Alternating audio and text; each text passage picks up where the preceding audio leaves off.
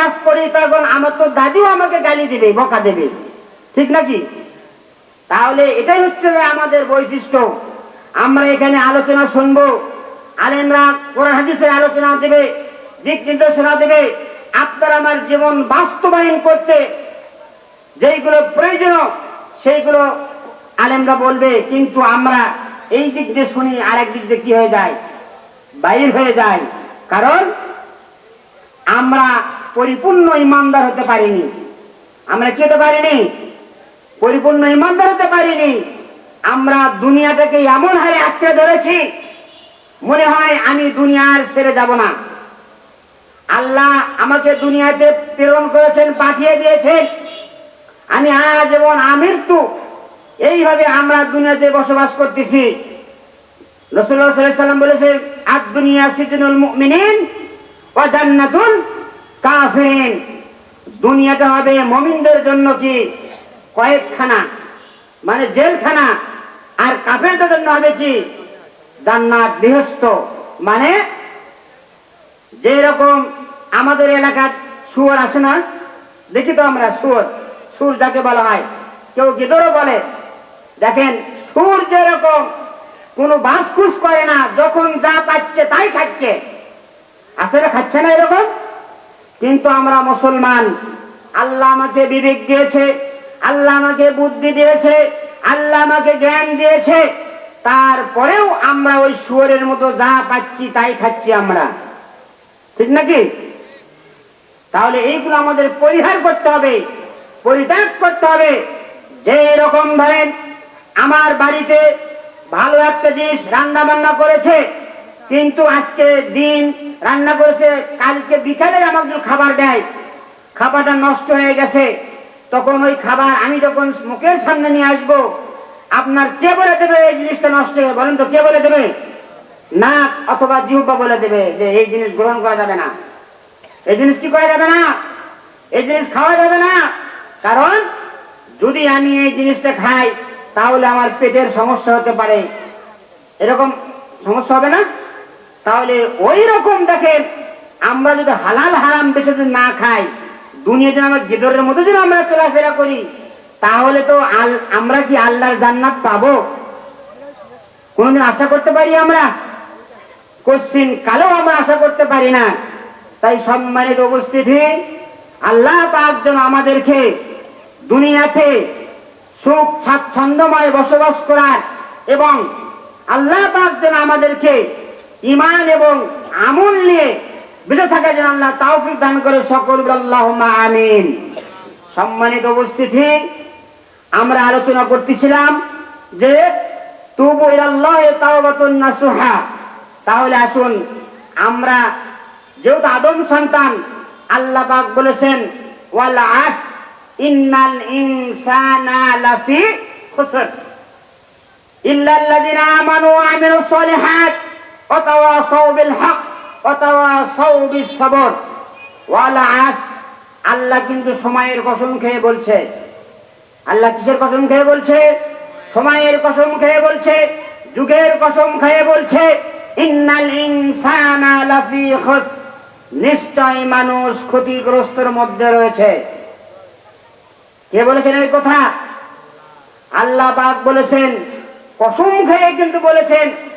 যে রকম আমরা এমন একটা কাজ যদি আমরা করে থাকি, কিন্তু আমি ধরেন একটা কাজ করিনি, আমাকে অপবাদ দিচ্ছেন যে না তুমি এই কাজটা করেছো, তখন আমরা বলি আল্লাহে আমি এই কাজ করিনি, আল্লাহে আমি এই কাজ করিনি, আল্লাহে আমি এই কাজ করিনি। এরকম কসম করি না? আমি আত্মবিশ্বাসী যে আমি এই কাজ করিনি, এই জন্যে আমি এইরকম বলতেছি, ভাষা প্রয়োগ করতেছি। কিন্তু আল্লাহ পাক বলছে আদম সন্তান ক্ষতির মধ্যে রয়েছে, কিন্তু তারা নয়। ইল্লাল্লাযিনা আমানু ওয়া আমিলুস সলিহাত, নিশ্চয় যারা আমলে সলে করে। কি করে? আমলে সলে পর্যন্ত সৎ কাজ যারা করে। ওয়া আমিলুস সলিহাত, নিশ্চয় যারা আল্লাহর প্রতি ঈমান আনয়ন করেছে, ওয়া আমিলুস সলিহাত, এবং সৎ কাজ করে। কয়টা কাজ? দুটো হলো। কিন্তু ওয়া তাওয়াসাউ বিল হক, যারা কি করে হকের দাওয়াত দেয়, ওয়াতাওয়াসাউ বিস-সাবর, এবং যারা ধৈর্য ধারণ করে। তাহলে এই সূরা থেকে চারটি গুণাবলী, চারটি গুণ, চারটি বৈশিষ্ট্য যাদের মধ্যে রয়েছে তারা ব্যতীত দুনিয়ার সমস্ত মানুষ ক্ষতিগ্রস্ত মধ্যে রয়েছে। চারটে গুণ কি কি? প্রথমে যারা ঈমান আনয়ন করেছে। আমরা কোরআন হাদিস পড়ে জেনেছি যে আল্লাহ কি? একক, আল্লাহ এক। আমরা আল্লাহর প্রতি বিশ্বাস স্থাপন করেছি, আল্লাহর প্রতি আমরা ঈমান আনয়ন করেছি। তাহলে যখনই আমরা আল্লাহর প্রতি ঈমান আনয়ন করলাম, বিশ্বাস স্থাপন করলাম, তারপরে আমরা কি করছি? ওয়া আমিলুস সলিহাত, ঈমান আনার পরে কিন্তু আমরা আমলে সলে করতেছি। আমলে সলে সৎ কাজ যেগুলো, ভালো কাজ যেগুলো, সেগুলো আমরা করতেছি। আর মুনকার কাজ যেগুলো, খারাপ কাজ যেগুলো, সেগুলো আমরা বর্জন করছি, ছেড়ে দিচ্ছি আমরা। তাহলে দুটা জিনিস আমরা পেলাম। যদি আপনার ভেতর যদি এই দুটো থাকে, ওয়াতাওয়াসাউ বিল হক, ওয়াতাওয়াসাউ বিস-সাবর, এবং ধৈর্য ধারণ করা। ধৈর্য ধারণটা কি?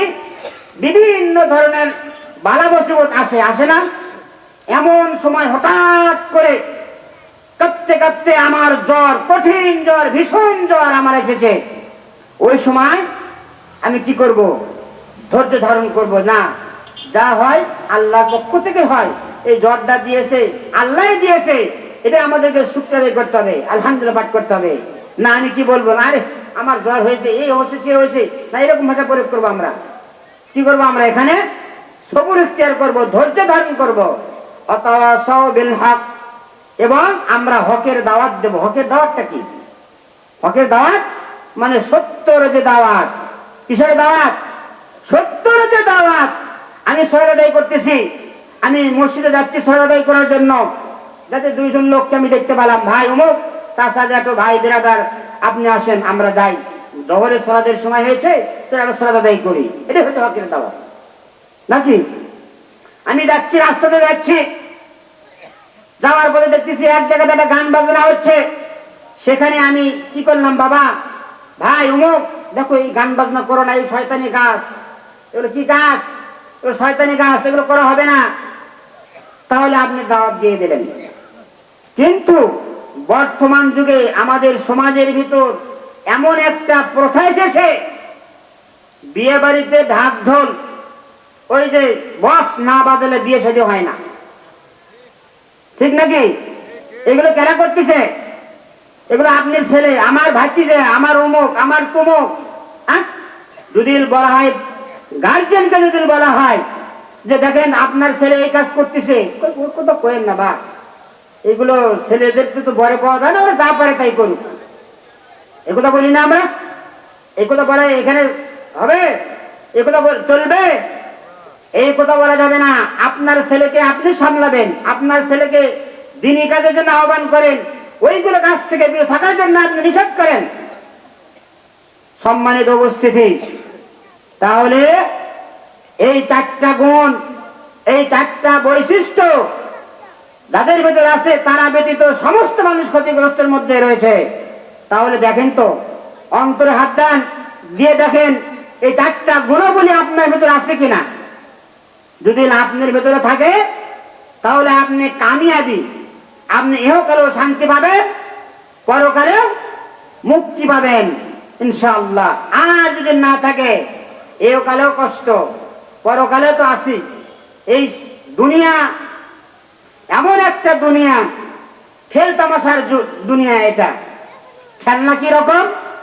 ছোট ছোট বাচ্চারা, যখন আমরা ছোট ছিলাম, বা ছোট ছোট বাচ্চারা ওই যে খেলনা করে, মাটির ঘর বানাই, এইসে করে, ইডে করে, সেটা করে, কিছুক্ষণ খেলাধুলো করার পরে আবার ওইগুলো ভাঙ্গিয়ে তুলে তারা তার বাড়ি দেশে চলে গেল।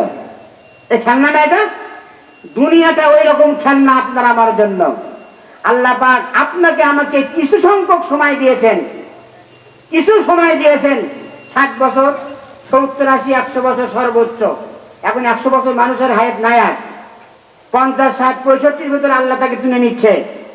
তাহলে এই 60 বছরের জিন্দেগি আল্লাহ পাক আপনাকে ধরবেন, হিসাব নেবেন, তোমাকে যে দিয়েছিলাম, দুনিয়াতে পাঠিয়েছিলাম, তুমি আমার জন্য কি নিয়ে এসেছো বলো, কি পাঠিও? আল্লাহর কাছে আমরা যে যাব, আমরা যে দুনিয়াতে কোনো মেহমানের বাসায় গেলে আমরা কি নিয়ে যাই? উপঢৌকন নিয়ে যাই না? উপঢৌকন কিসের জন্য নিয়ে যাই? আমরা রসুলের সুন্নাত হিসেবে আমরা নিয়ে যাই যে মেহমানের বাড়িতে গেলে কিছু নিয়ে যেতে হয়, এই জন্যই তো আমরা নিয়ে যাই।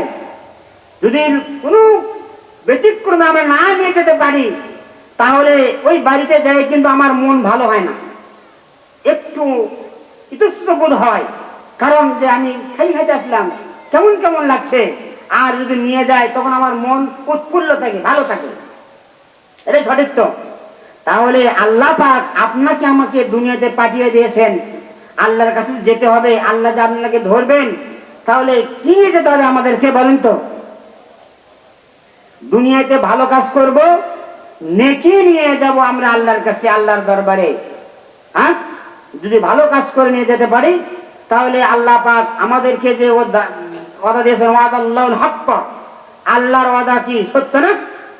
আল্লাহর ওয়াদা কি? আল্লাহর ওয়াদা সত্য। আল্লাহ আপনাকে আমাকে জান্নাতের মেহমান হিসেবে নেবেন, আল্লাহ আপনাকে জান্নাতে যে ভালো মন্দ, যে সুখ স্বাচ্ছন্দ্যময় বসবাস করার সুযোগ দান করবেন, এটাই তো। তাই সম্মানিত উপস্থিতি, আমি আলোচনা করার আমার বিষয় ছিল না, কিন্তু যে কোনো কারণবশত আল্লাহ পাক আমাকে সময় করে দিয়েছেন বিদায় আপনাদের সম্মুখে দুই চারটি কথা বললাম। আপনারা সবাই আমাকে তো চেনেন অবশ্যই, আমাদের গ্রামে আমি আসি, মাদ্রাসার প্রধান শিক্ষক হিসেবে দায়িত্ব আছি।